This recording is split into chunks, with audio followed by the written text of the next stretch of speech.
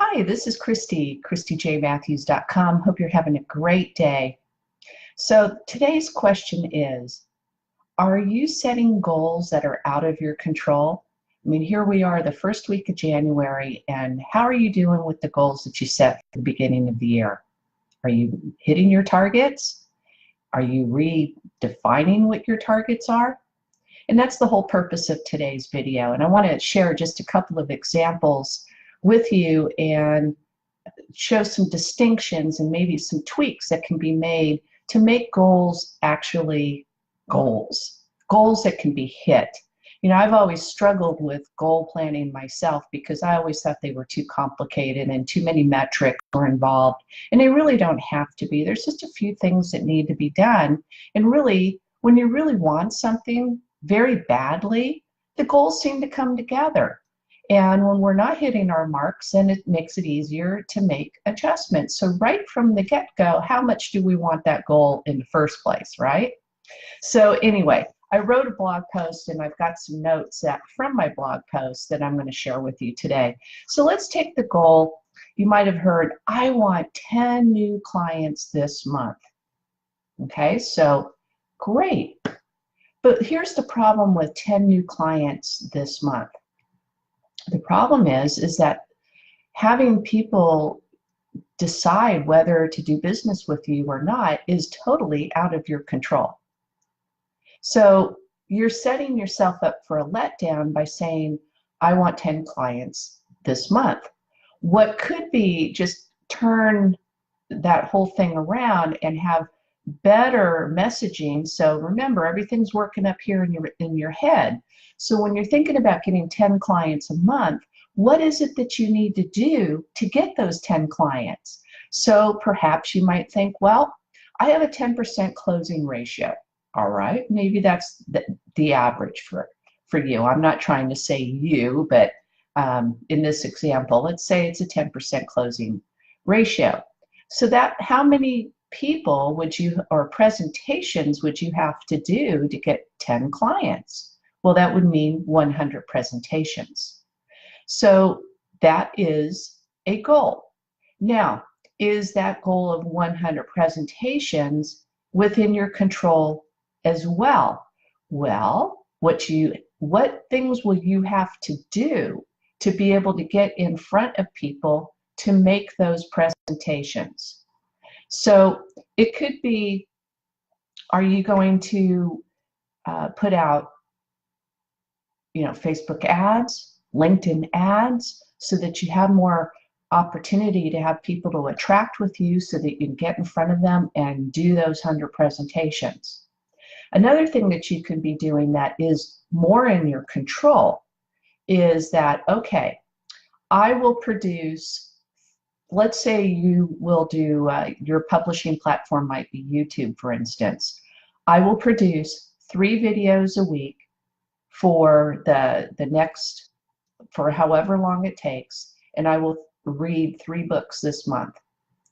Now, let's say 3 videos a week times 4 weeks, that is 12 videos, and you cross-platform them, and you read 3 sales books.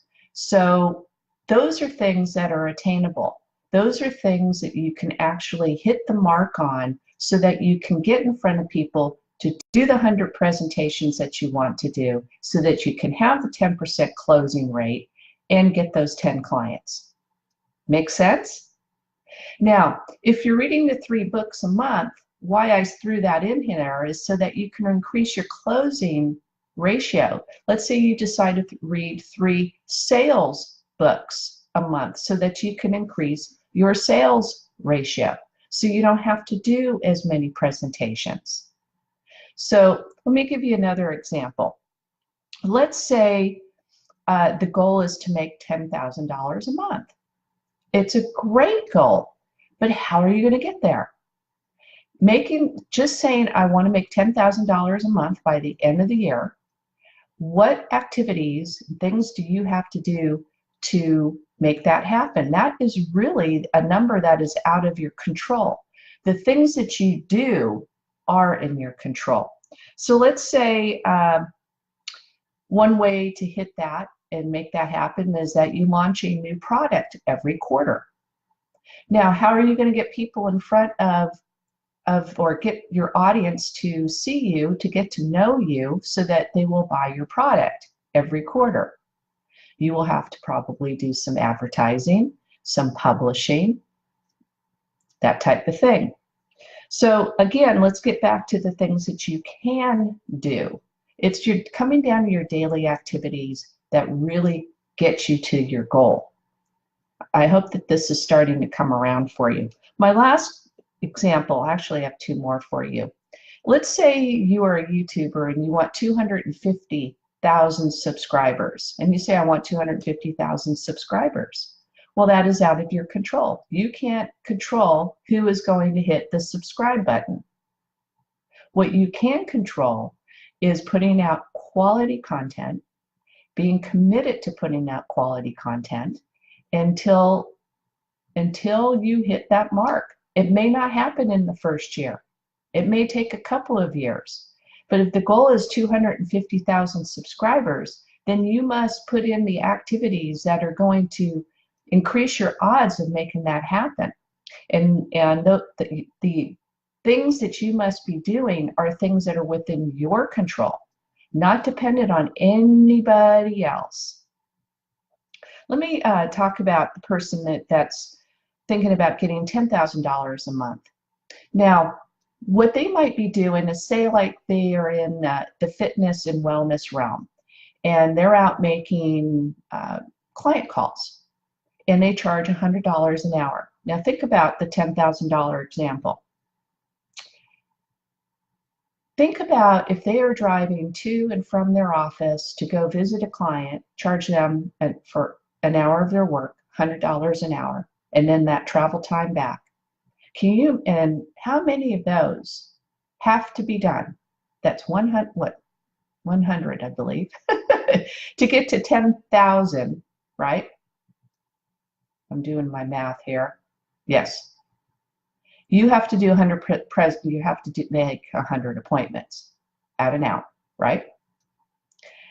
You're going to be doing some crazy hours, crazy driving to hit that mark. So another way that you can actually go about that is bring it home, get rid of that downtime driving because it's not productive time, and perhaps offer a $97 a month membership program with a $495 upsell. And that upsell would be your consultations, your meetings with your clients online.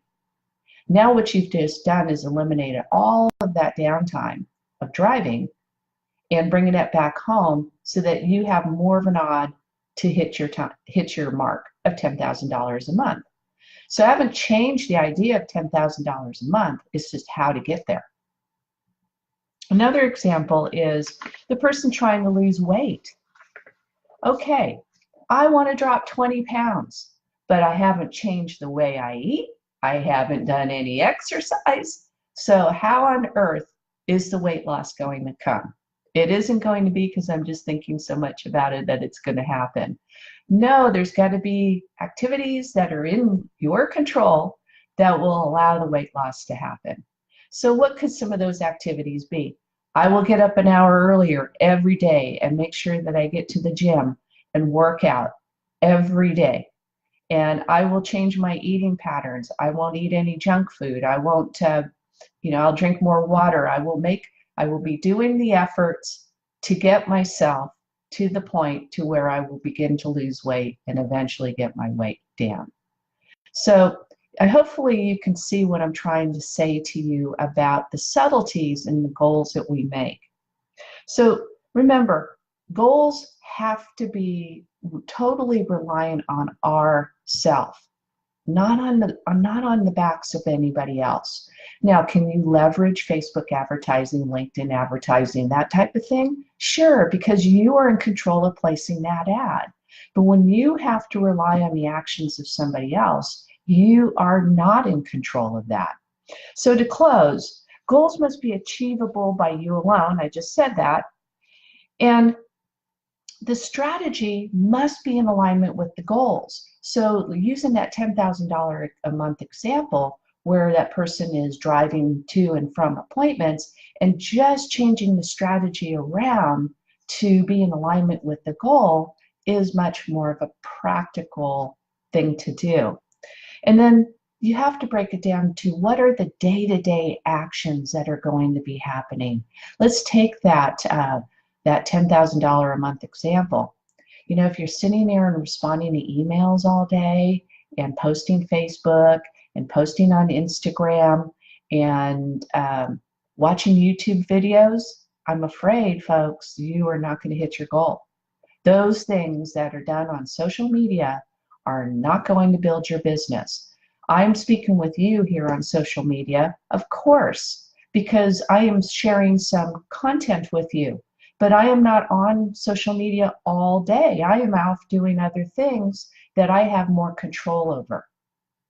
And I suggest for your own sake and your own business sake that you consider that as well, because staying on these platforms, they're designed to keep your attention towards the platform and away from the things that you should be doing to build your business.